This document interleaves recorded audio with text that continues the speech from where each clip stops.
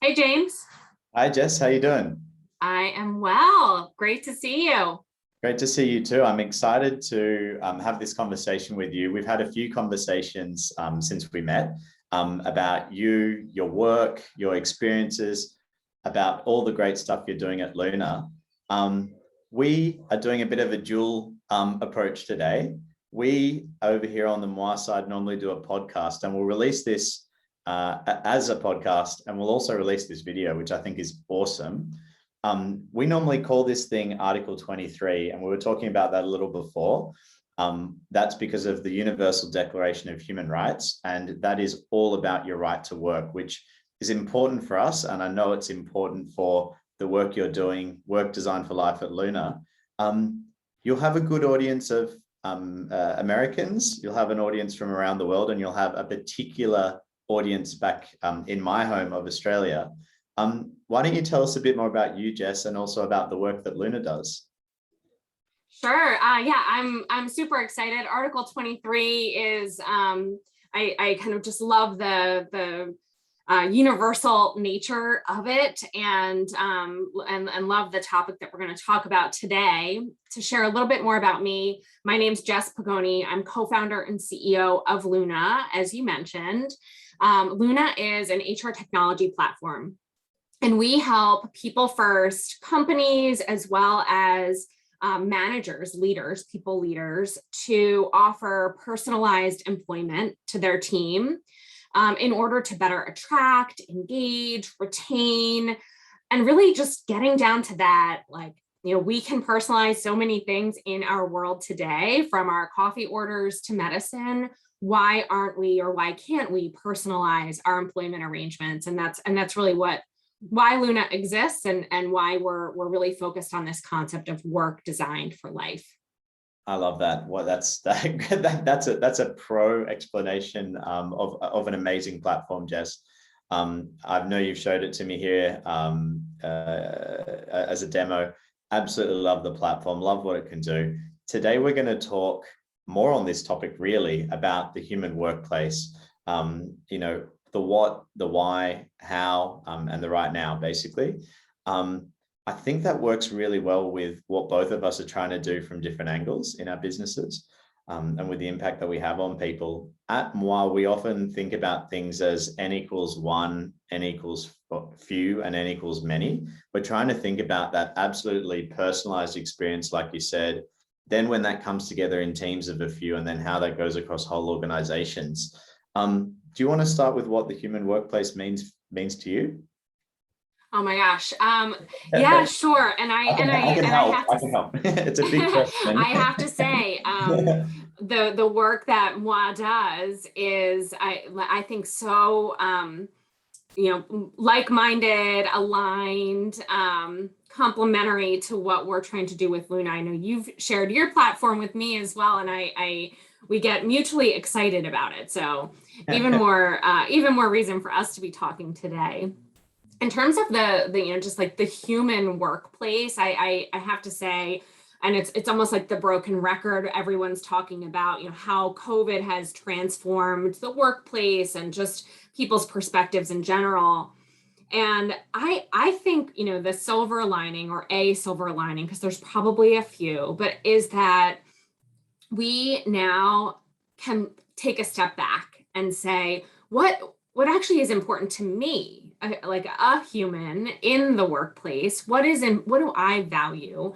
What do I want to prioritize? We got off that hamster wheel, so to speak, and it was just so habitual. We were just kind of getting up, going to our office, doing our thing, coming home, and then living our lives sort of separate there. And now with it all integrated, I think this great reflection has been an opportunity to say, I am a human, and I like to interact with other humans at work, and just this really like basic realization that we all need different things at different times.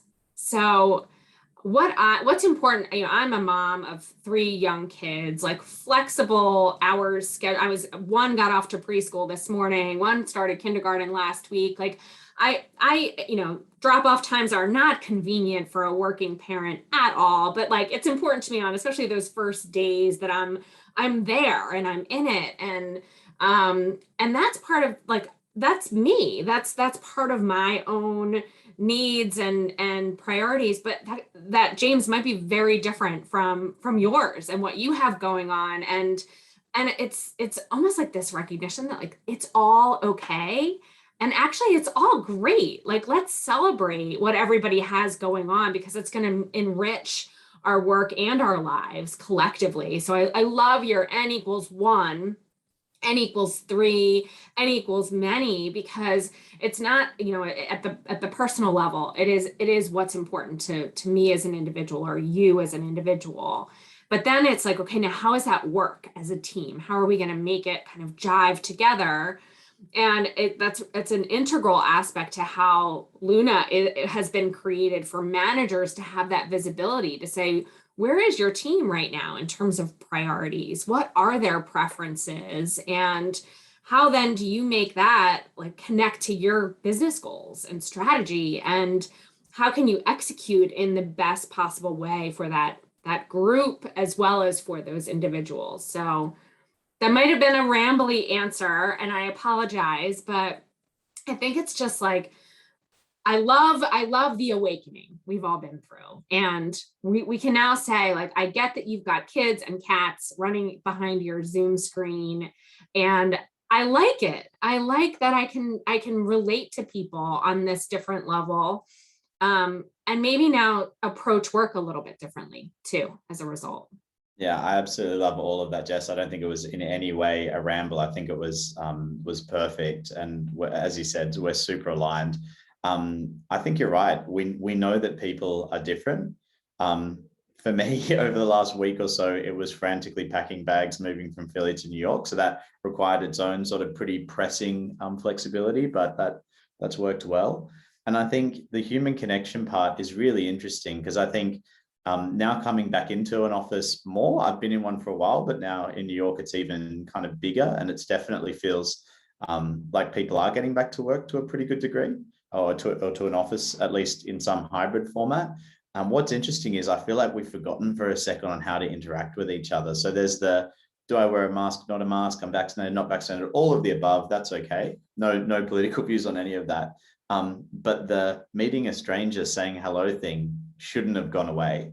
But here I'm like, wow, do I say hi? Do I say it now? And if you leave it too long, it's too late. Feels weird. Now it's been, those sorts of things. Totally.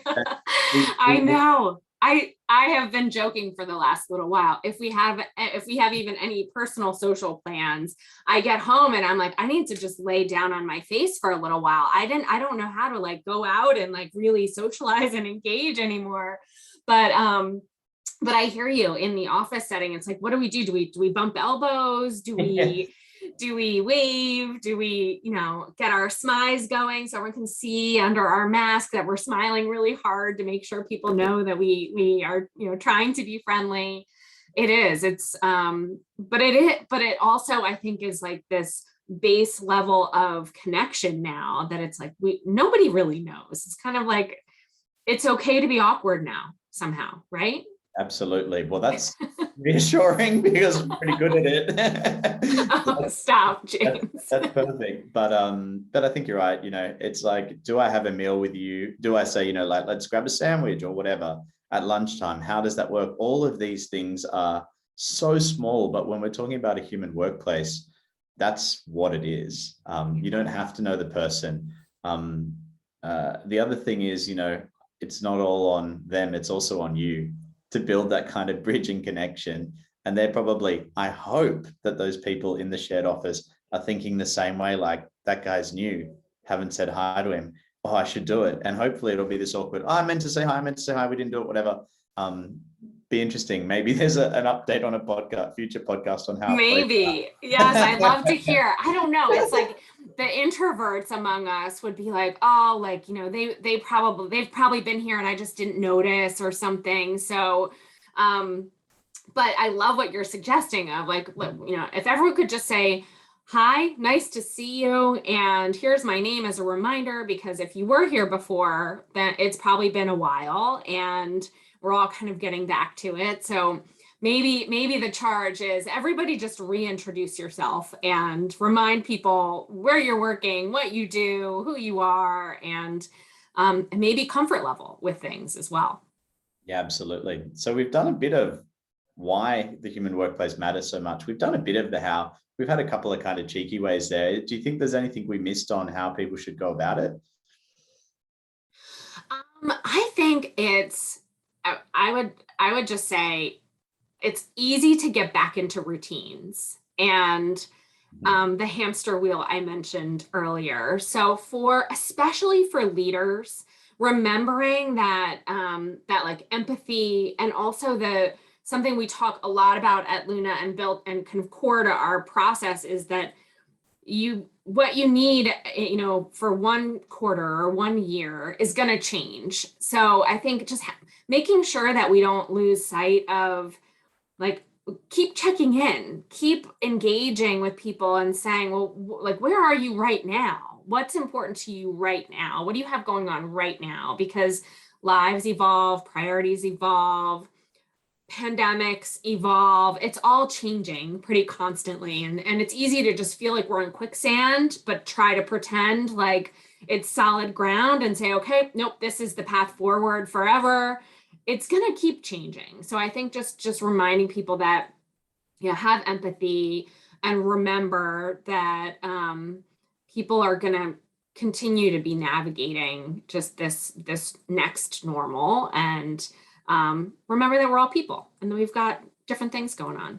I love that too, Jess. I think that's absolutely awesome. And I think one of the things we've been thinking about a lot and talking about a lot at Mwah, observations in the world, at work, with different customers of ours, is we will be worried as a business if we don't believe human beings are all about, we're here to grow. And so if for a moment that comes into question, and through COVID, to be honest, it probably did for people at moments in time, and that's also very normal and very human.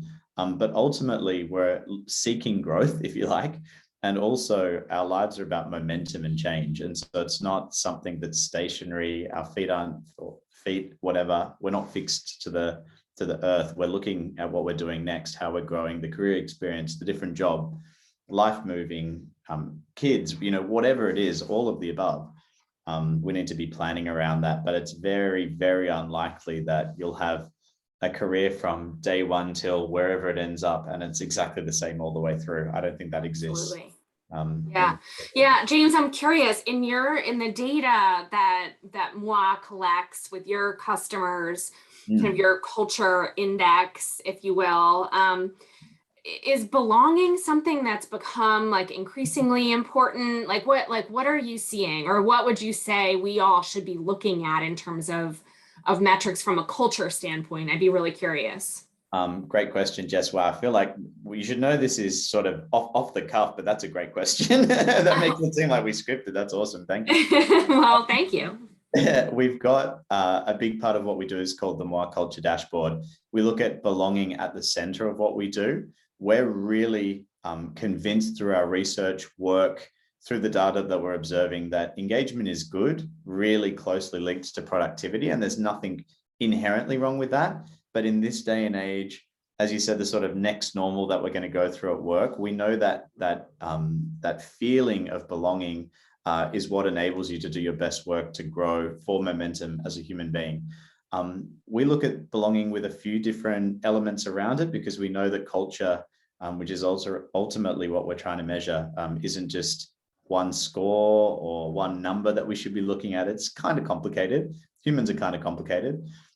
We look at a few things. We look at diversity and identity. We want to know who's in the business, who's part of our organization, whatever we're doing.